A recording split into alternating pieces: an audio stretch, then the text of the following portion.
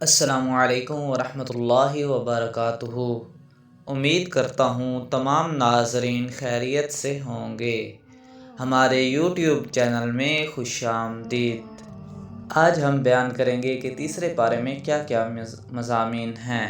تیسرے پارے کے دو حصے بنتے ہیں، ایک سورۃ بقرہ کا بقیہ حصہ اور دوسرا سورہ آل عمران کا ابتدائی حصہ۔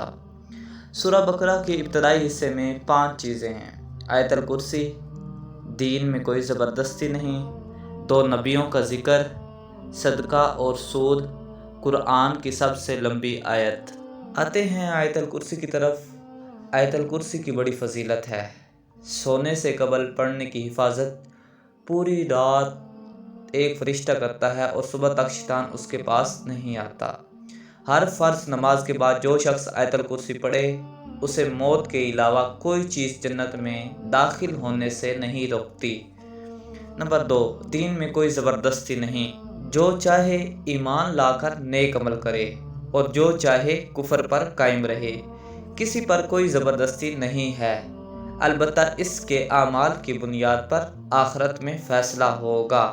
تیسرا، 2 نبیوں کا ذکر، ابراہیم علیہ السلام کا نمرود سے مباحثہ اور یہ کہہ کر نمرود کو لاجواب کر دینا کہ میرا رب تو سورج کو مشرق سے نکالتا ہے، تو ذرا مغرب سے نکال کر دکھا دے۔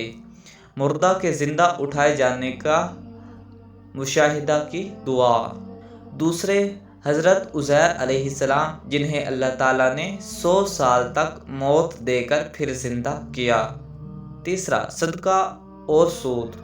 بظاہر ایسا محسوس ہوتا ہے کہ صدقے سے مال کم ہوتا ہے اور سود سے بڑھتا ہے، لیکن صحیح بات یہ ہے کہ صدقے سے مال بڑھتا ہے اور سود سے کم ہوتا ہے۔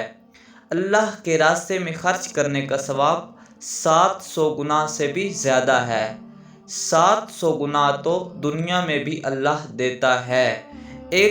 ایک دانہ زمین میں ڈالتا ہے، اس دانے سے پودا نکلتا ہے، اس میں 7 بالیاں ہوتی ہیں اور ہر بالی میں 100 دانے ہوتے ہیں، مگر اس کے ساتھ شرط یہ ہے کہ اس میں رعایا کاری اور احسان جتانے اور تکلیف پہنچانے کی نیت شامل نہ ہو، ورنہ یہ ثواب کی بجائے عذاب بن جائے گا۔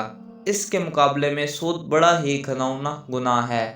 سود میں ملوث لوگ حقیقت میں اللہ اور اس کے رسول سے جنگ کا بغل بجا رہے ہیں، اور جو اللہ اور اس کے رسول سے جنگ کرے اس کا انجام کتنا بھیانک ہوگا۔ یہ آیت نمبر 261 سے 279 تک بیان کیا گیا ہے۔ 5واں، قرآن کی سب سے لمبی آیت۔ قرآن پاک کی سب سے لمبی آیت تجارت اور قرض کے سلسلے میں ہے، جس میں قرض لینے اور دینے کے اصول بتائے گئے ہیں۔ قرض کو لکھا جائے، 2 گواہ بنائے جائیں اور ایک منشا ہو، وغیرہ وغیرہ۔ دوسرا حصہ آ گیا سورہ آل عمران کا ابتدائی حصہ۔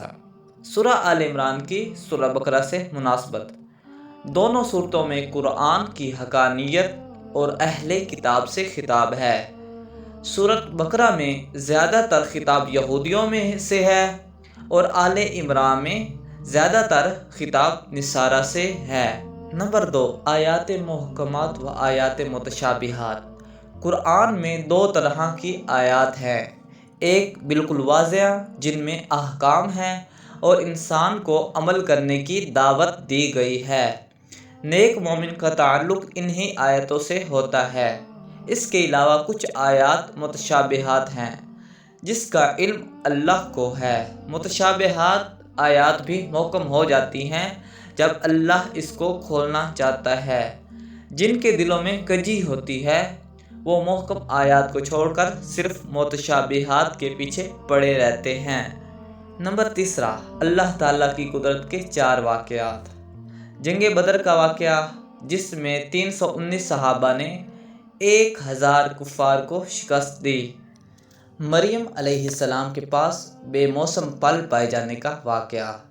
زکریا علیہ السلام کو بڑھاپے میں اولاد عطا ہونے کا واقعہ۔ عیسیٰ علیہ السلام کا بغیر باپ کے پیدا ہونا، ماں کی گود میں دودھ پینے کی حالت میں بات کرنا اور پھر زندہ آسمان پر اٹھائے جانے کا واقعہ۔ یہ آیت نمبر 19 سے لے کر 85 تک بیان کیا گیا ہے۔ چوتھا، اسلام کے علاوہ کوئی دین قابل قبول نہیں۔ اللہ کے نزدیک اصل دین اسلام ہی ہے، اور جو بھی کفر کی حالت میں دنیا سے جائے گا تو وہ زمین کے برابر سونا اور فدیہ بھی دے دے تو جہنم سے نہیں بچ سکتا۔ یہ بھی آیت نمبر 19 سے 85 تک بیان کیا گیا ہے۔ پانچواں، اہل کتاب یعنی عیسائیوں سے مناظرہ، مباہلہ اور مفاہمہ۔ پھر جب تمہارے پاس علم یعنی کہ قرآن پاک آ چکا ہے، اس کے بعد بھی اگر کوئی نصرانی عیسیٰ کے بارے میں تم سے حجت کرے تو کہو کہ اچھا، میدان میں آؤ، ہم اپنے بیٹے کو بلائیں اور تم اپنے بیٹوں کو بلاؤ، ہم اپنی عورتوں کو بلائیں اور تم اپنی عورتوں کو بلاؤ، ہم اپنی جانوں کو بلائیں اور تم اپنی جانوں کو بلاؤ، اس کے بعد ہم سب مل کر اللہ کی بارگاہ میں گڑ گڑائیں گے اور جھوٹوں پر اللہ کی لعنت بھیجیں گے۔ یہ آیت نمبر 61 میں بیان کیا گیا ہے۔ چھٹا، انبیاء سابقین سے عہد۔ یہ عہد پچھلے انبیاء سے بھی تھا اور ان کی امتوں سے بھی۔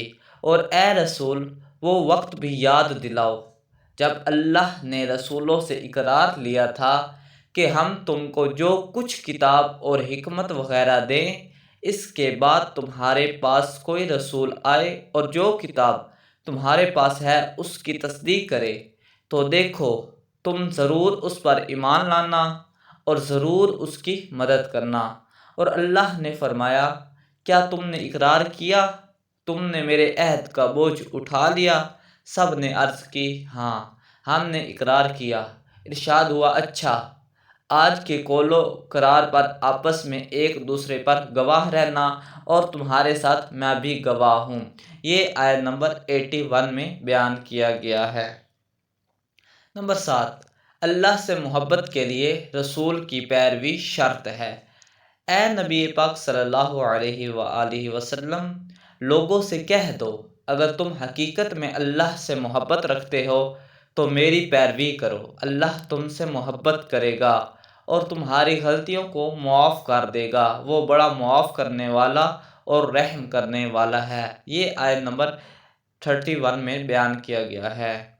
آٹھواں، شاہ کلید یعنی کہ قرآن مجید کی ماسٹر کی کون سی آیت مبارکہ ہے؟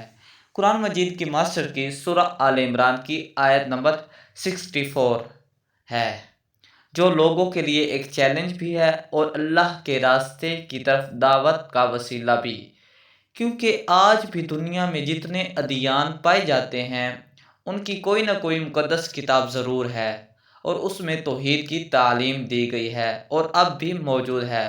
خود سناتن دھرم یا ویدک دھرم میں بھی آج وحدانیت کی تعلیم مکمل طور پر موجود ہے۔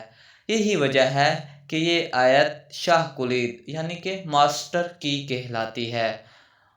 قُلْ يَا أَهْلَ الْكِتَابِ تَعَالَوْا إِلَىٰ كَلِمَةٍ سَوَاءٍ بَيْنَنَا وَبَيْنَكُمْ أَلَّا نَعْبُدَ إِلَّا اللَّهَ وَلَا نُشْرِكَ بِهِ شَيْئًا وَلَا يَتَّخِذَ بَعْضُنَا بَعْضًا أَرْبَابًا مِّن دُونِ اللَّهِ فَإِن تَوَلَّوْا فَقُولُوا اشْهَدُوا بِأَنَّا مُسْلِمُونَ۔ ترجمہ، اے اہل کتاب، آؤ ایسی بات کی طرف جو ہمارے اور تمہارے درمیان یکساں ہے، یہ کہ ہم اللہ کے سوا کسی کی بندگی نہ کریں، اس کے ساتھ کسی کو شریک نہ ٹھہرائیں اور ہم میں سے کوئی اللہ کے سوا کسی اور کو اپنا رب نہ بنا لے۔ اس عورت کو قبول کرنے سے اگر وہ موڑیں تو صاف کہہ دو کہ گواہ رہو، ہم تو مسلم ہیں۔